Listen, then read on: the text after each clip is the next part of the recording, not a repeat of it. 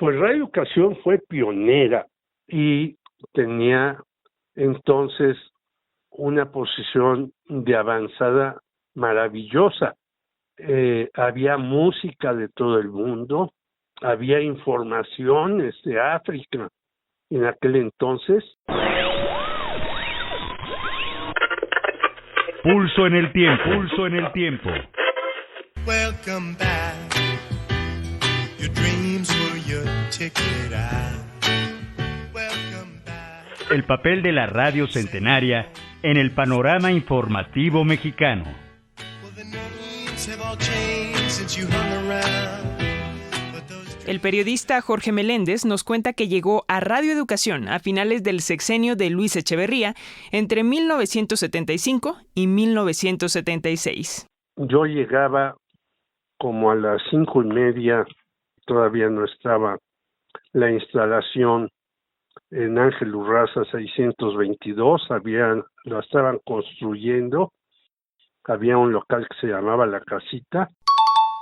Es la voz de la productora Graciela Ramírez. Ahí en Ángel Urraza 622, cuando nos mudamos de Circunvalación y Tabiqueros, llegamos ahí a una casita, que era pues una casa pequeña, y todo lo demás pues era el jardín, todo el espacio que está ahí. Estaba la casita como a la altura de donde está la cabina, digamos, una cabina de transmisión por ahí. Y era una casa pequeña, como de 2 recámaras. En la cocina montaron la cabina de transmisión.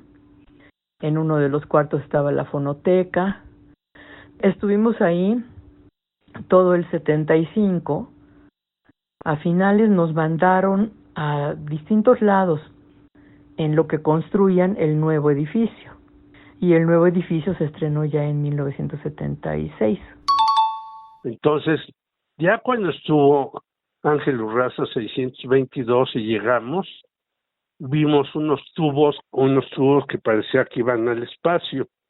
Y cuando abrimos esos tubos, ahí estaban los teletipos que entonces se usaban.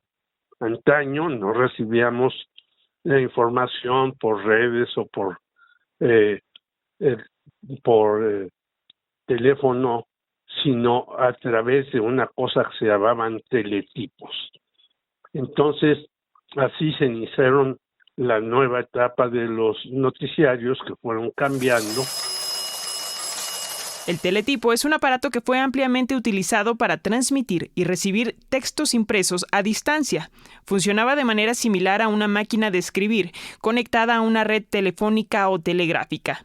Las agencias enviaban las noticias a través de este sistema y los periodistas en las emisoras o redacciones podían recibir actualizaciones en tiempo real impresas en papel.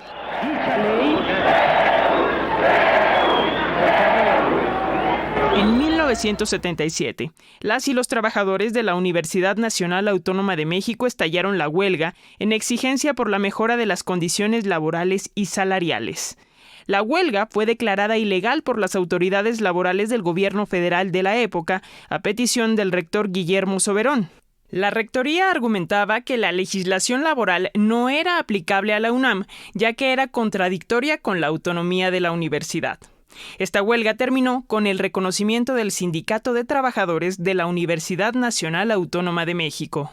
El señor Guillermo Soberón, cuando le hicieron una huelga y él metió a la policía a la universidad, nosotros informamos de eso y se molestó mucho el señor Gerardo Estrada, porque era el director. Entonces yo que estaba de jefe de noticiero de mediodía.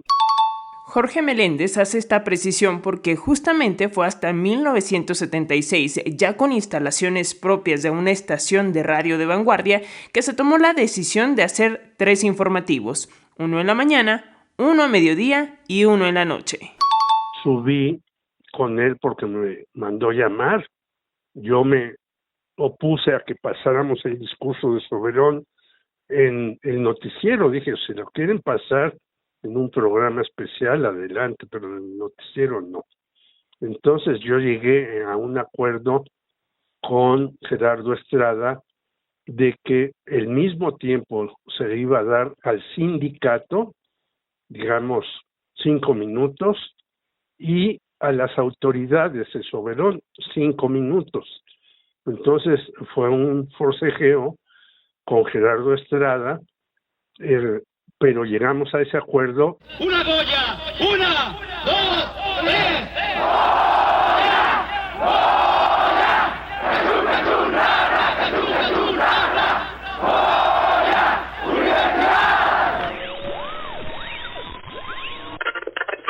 Pulso en el tiempo. Pulso en el tiempo.